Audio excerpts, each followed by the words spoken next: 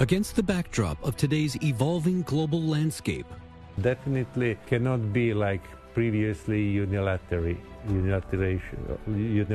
governance of one big country. Multipolarity is obvious on the scene, and it will develop. he calls on Europe to move beyond its so-called concerns about China. China is an excellent partner.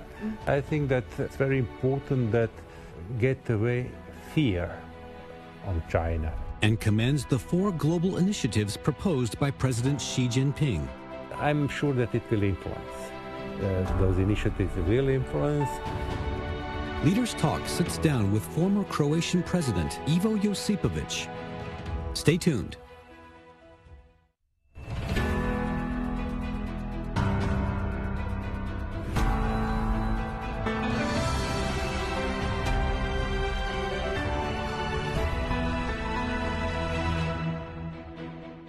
Hello and welcome to Leaders Talk, where we meet leaders, thinkers, and trailblazers. I'm So Yun.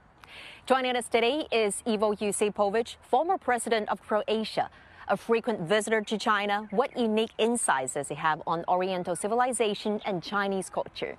In his eyes, what extraordinary journey has China modernization traversed, and what expectations does he have for the future of China-Europe relations?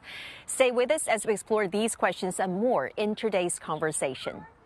Mr. Josipović, thank you for joining us on Leaders Talk today.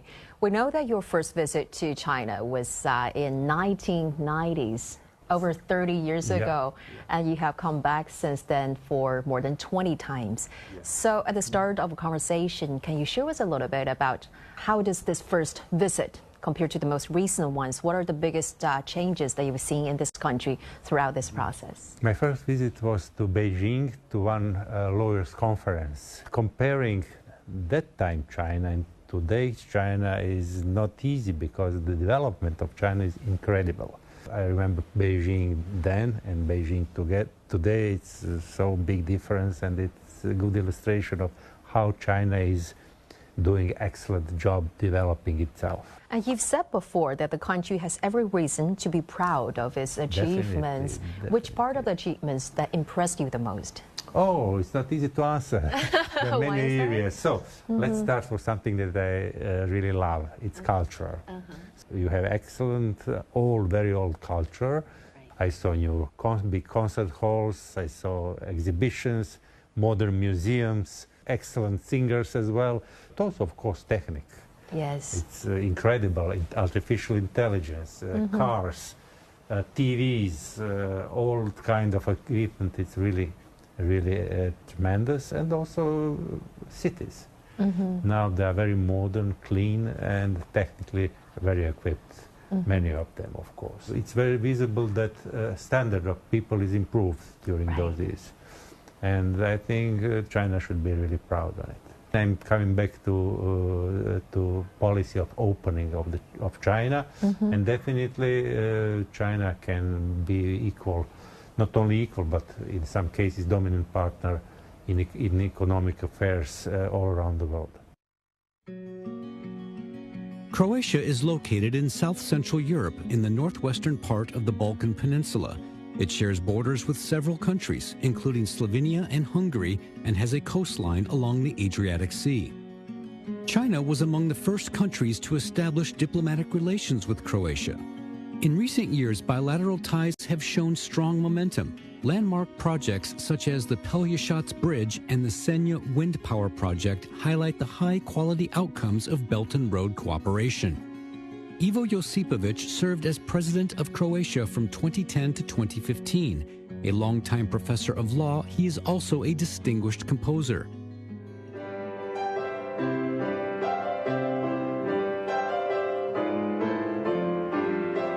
Let's talk a little bit about China-Croatia bilateral relation, because China was among the first countries to establish bilateral relation with Croatia back in 1992.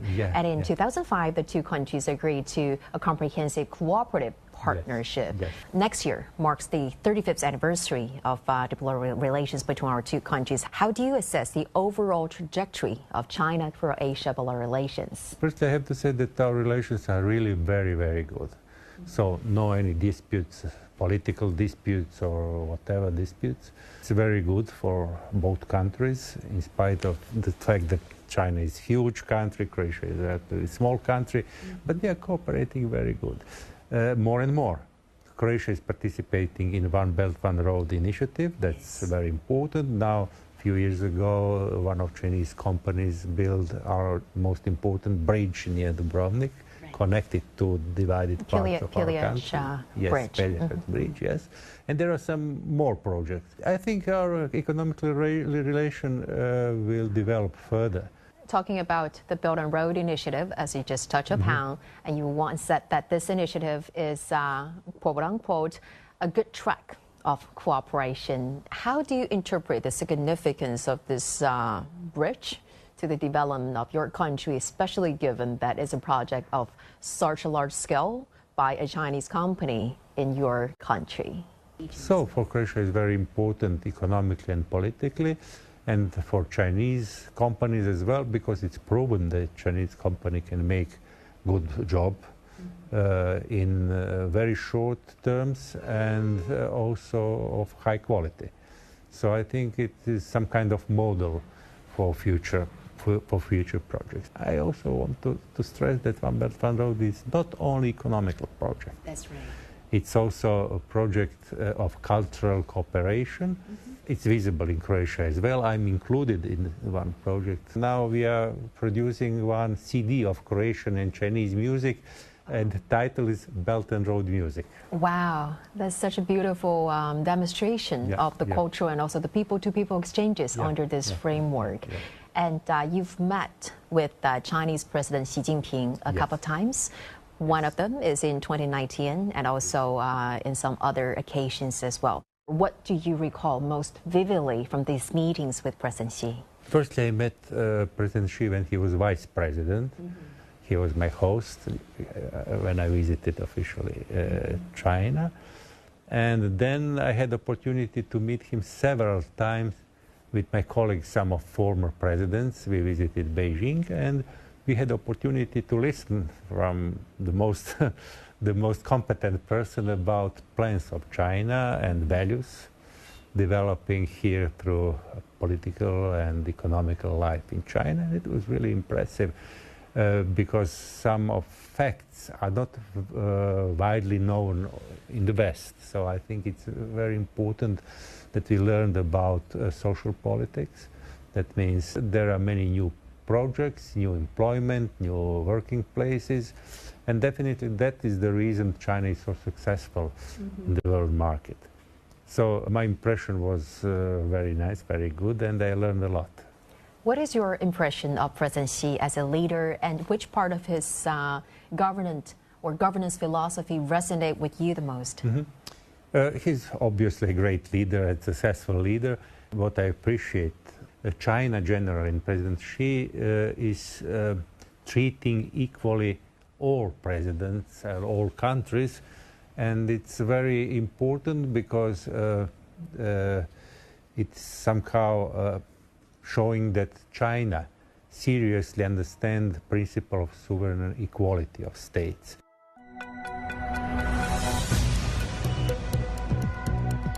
Each day, there are millions of stories. Each one can open new perspectives, new possibilities. Wherever you look, we are there to see, discover, explore. We put the pieces together to find what really matters to you, all around the world, all around the clock. Our reporters are at home across the globe. From our headquarters in Beijing and production centers in Washington, Nairobi, and London. Stories from across the globe, reaching people across the globe. CGTN. See the difference. Images may appear to be identical, but looks can be deceiving. The difference is not always obvious. It has to be discovered. There are always different sides to a story. We put the focus on the details. To see more, to understand better. CGTN. See the difference.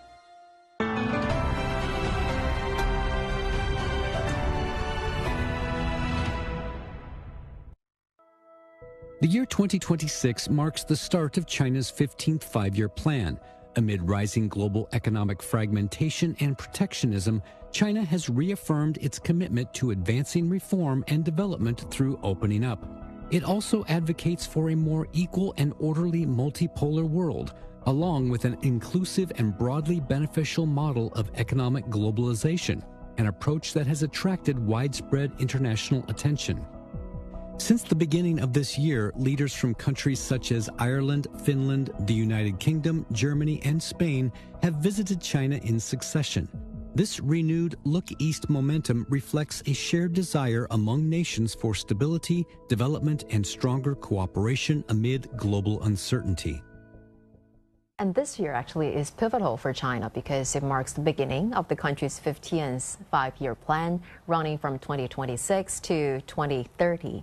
So within this new development phase, what are some of the new opportunities do you foresee for China-Croatia cooperation? Oh, it's a very ambitious project, definitely. It demonstrates a continuation of policy of opening. That's very important. And of course, that's a possibility for Croatia to be included in more and more in One Belt, One Road project or some other projects with China. And what's very important, I always stress it, Chinese projects, international projects, are always based on win-win principle. That's right. That's very important because some other big countries do not follow that type of principle. And of course, that makes China a more attractive partner than possibly some others. What about more broadly to the China-EU collaboration? What new impetus do you think this adoption of the new development blueprint will generate for this? So it's a great opportunity. It's a great opportunity for China, but also for European Union, for European countries. And I think that it's very important that get away fear on China, because there are some politicians are afraid that China will, I don't know, cover everything. No, China is an excellent partner. That's very important. And also its continuation of opening of China, that's also very important for China primarily, but also important for the others as well. The kind of fear that you just mentioned, that belongs to actually a certain part of the politicians in the United States or in Europe. Why do you think is important to understand China's development in an objective manner? That's very important. One part of politics, politicians are afraid that excellent position of China and good products from China can make damage to European economy. But if all rules are followed, I think the result will be positive for both sides, for Europe and for China, because there are some areas in which China is better and the other when European Union is better. So we can take advantage of both sides and make a much better partnership than today. Let's talk about the development in your country. Croatia joined the European Union in 2013 during your presidency.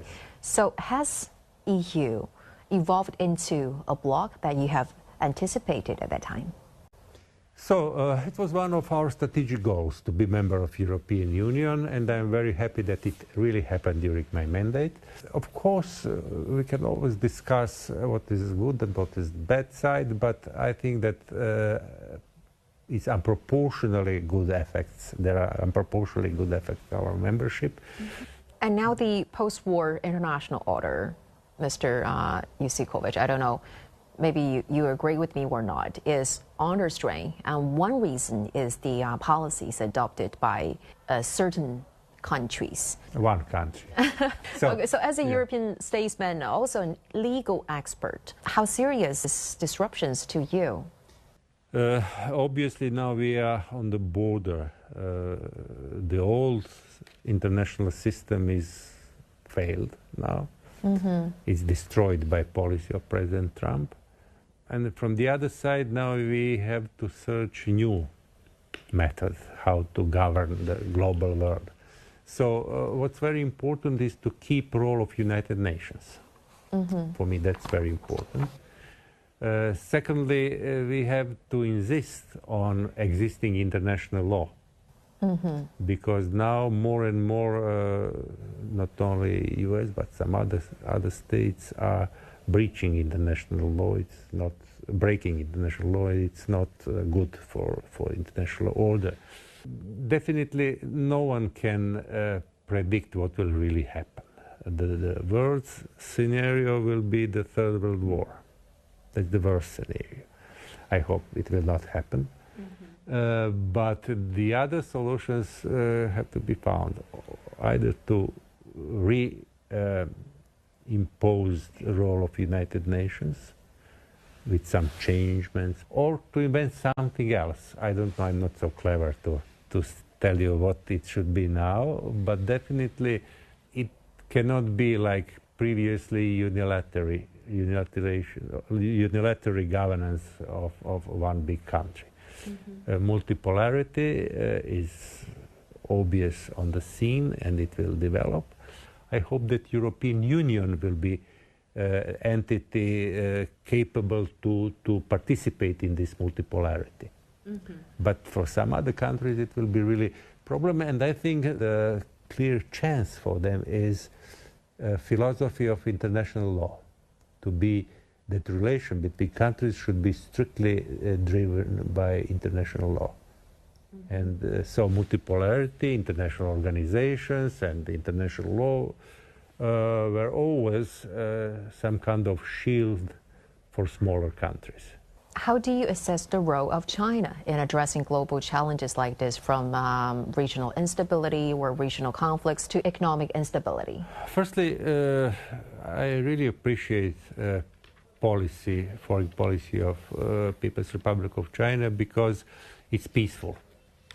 That's the most important thing. So China is not involved in wars all around, not initiating military coups here or there, and that makes Chinese position as very good international community. So probably that is the reason this initiative by President Xi were very, very occupying all this media and the interest of wide auditorium. Secondly, China is more and more opening. That's of course interesting. It's of interest for economy, but also for politics, for peace all around the world. And I hope and I support this type of peaceful policy. And I think that it will be very good that some other states also have this type of politics, not to interfere in wars or not to cause wars all around the world.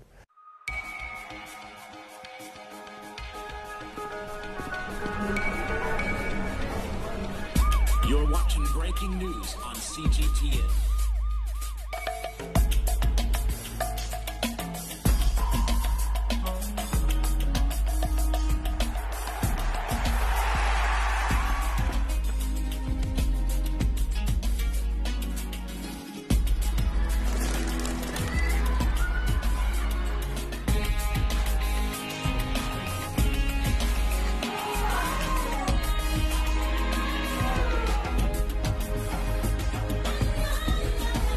You're watching CGTN with the latest market-moving headlines from around the world.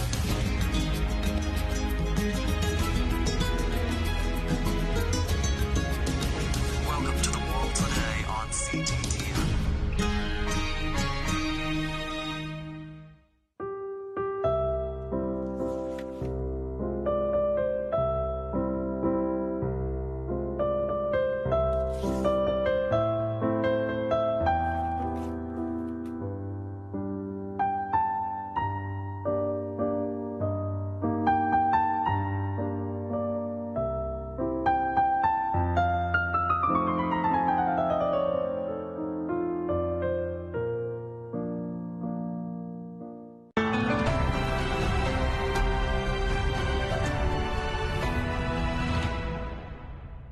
how do you understand the significance of these initiatives, as you just mentioned, the initiative proposed by President Xi, the Global Development Initiative, Global Security Initiative, Global Civilization Initiative, as well as the Global Governance Initiative? How do you see the role of these initiatives in promoting peace and prosperity globally?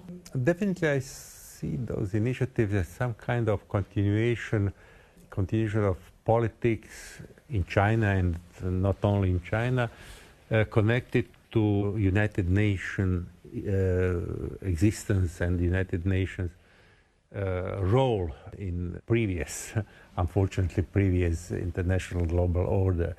And also it's focused to the peace and development. That's very important. All of them are programmatic.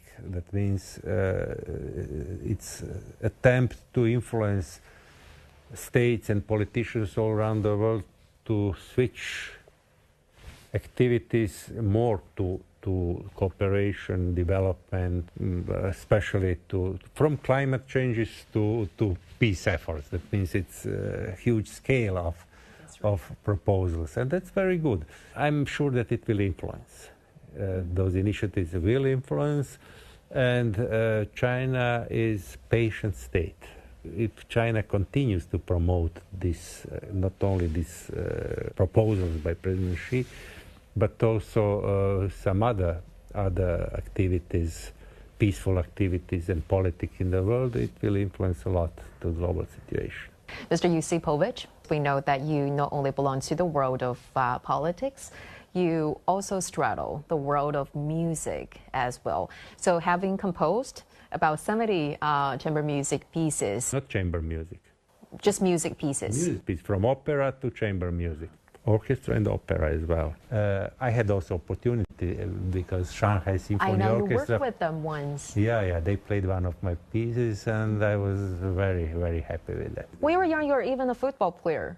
Okay, probably it's exaggerating to say that I was a big football player, but I had some talent. Right. And then I was invited to one club, Croatian club, to show what can I do, and they said, you are accepted. But what happened? Next day I had to go to the football club to train, and in the same period I had lessons in music school, and I decided to go to music school.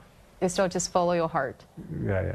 How do you manage to do so many things in such, extraordinary, and achieve such extraordinary level for each and every of those professionalism? Hard work, yeah. Not only talent. Of course, some talent should be if you are going to be artist or a politician or whatever. But without hard work, nothing will happen. Mr. Josipović, well, the popularity of Croatia has really been surging among Chinese travelers for its music, its football, and also some of the TV series, and also tourism. I've been there once, it's beautiful. So if you get this chance to recommend some of the elements in your country to our Chinese viewers. Firstly, it's necessary, I think, for every tourist to see some natural beauties. Natural beauties, especially the coast, are beautiful islands, and also not only islands, but also not only coast, but also in the country we have spots like Plitvička jezera, Plitvica lakes. You saw it. I've been there. Yes, the national park. Yes, it's national park. It's not the only. There is national park Krka. It's not so far away, and also we have beauties on the north in Slavonia as well. And also we have excellent food.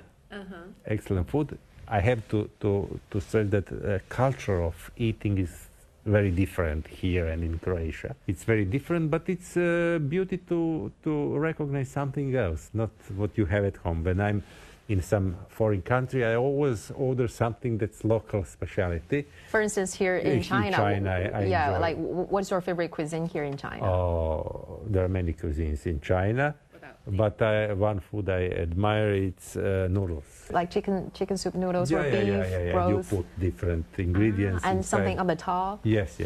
Which part of the Chinese culture that you feel most interested or sophisticated? Of course. Or most fascinating to you? I will focus on music. Of course, calligraphy. It's something that I admire. I have some calligraphies at my home. Oh, really? And music, I will not refer to classical music, European style. It's okay, I enjoy it. I listen orchestras in Beijing, in Shanghai, but I enjoy traditional orchestra, Chinese instruments. And especially these Chinese orchestras are interesting for me playing contemporary music. That's right. Not just folk. They have now kind of a fusion form of ancient musical instrument playing. It's very interesting because it's completely different sound, which I like very much. We have also folk orchestras, but in principle they don't play. Let's say avant-garde music or whatever. And in China, it happens. It happens, and they're excellent musicians. Yeah, that's right. So I enjoy this type of music. Okay, Mr. Josipović, thank you so much for your time and for sharing your very insightful view today. Greatly appreciated. Thank you very much. Thank you.